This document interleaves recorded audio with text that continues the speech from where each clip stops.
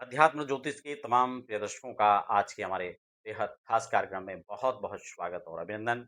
मैं हूं आपके साथ देवभूमि ऋषिकेश उत्तराखंड से डॉक्टर आचार्य आशीष। आज हम बात करने जा रहे हैं मलमास को लेकर। मलमास कब पड़ रहा है?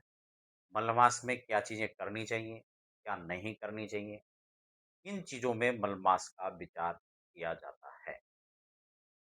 क्योंकि कई बार क्या होता है कुछ भ्रांतियाँ रहती हैं और उनको लगता है कि सारे काम मलमास में बंद हो जाते हैं। यहाँ तक कि कुछ लोग तो पूजा-पाठ के संदर्भ में ही पूछते हैं कि क्या पूजा-पाठ कर सकते हैं, नहीं कर सकते?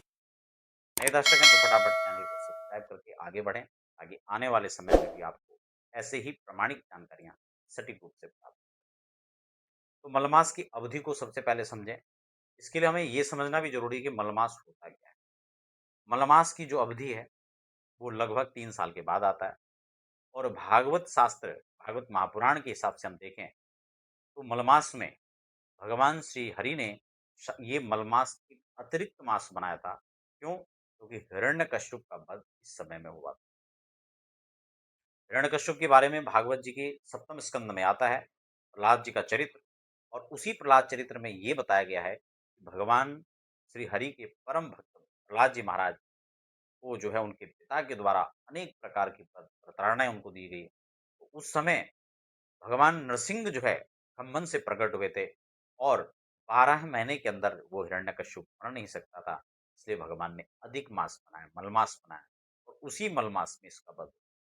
इसीलिए मलमास के अंदर गृह प्रवेश हो, चूड़ाकर्म संस्कार हो, विवाह संस्कार हो या जो है नए फैक्ट्री का कोई उद्घाटन है, ऐसे तमाम चीज़ें मलमास में प्राय अवॉइड होती हैं। लेकिन इसके साथ ही ग्रह शांति पूजा अगर हो, वास्तु शांति पूजा अगर आप करवाना चाहते हैं या वास्तु दोष निवारण पूजा करना चाहते हैं या पितृदोष का निवारण चाहते हैं, पितरों की शांति चाहते हैं, तो इस कालखंड में या नवग्रहों की शांति आप करवाते हैं, ग्रह अन्य पूजा पाठ, यज्ञ, अगर ये सब मलमास में करते हैं तो इनका विशेष लाभ बताया गया है।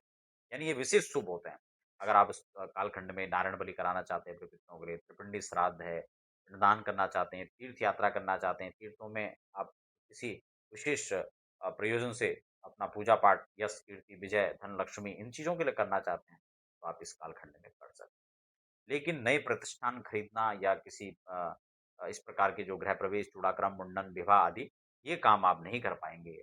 इसकी जो अवधि रहेगी वो लगभग 1 महीने की रहेगी और ये 15 मई 2026 से स्टार्ट होकर के 15 सॉरी ये 17 मई से स्टार्ट हो जाएगा और आपका 15 जून तक रहेगा। ठीक है ना? 17 मई से 15 जून तक जो है ये मलमास रहेगा।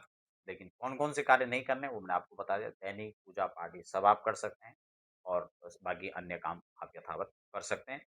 विशेष संस्कार आदि जो चीज़ें हैं या नई चीज़ों को प्रतिष्ठान, उद्घाटन आदि आप इस कालखंड में नहीं कर सकते।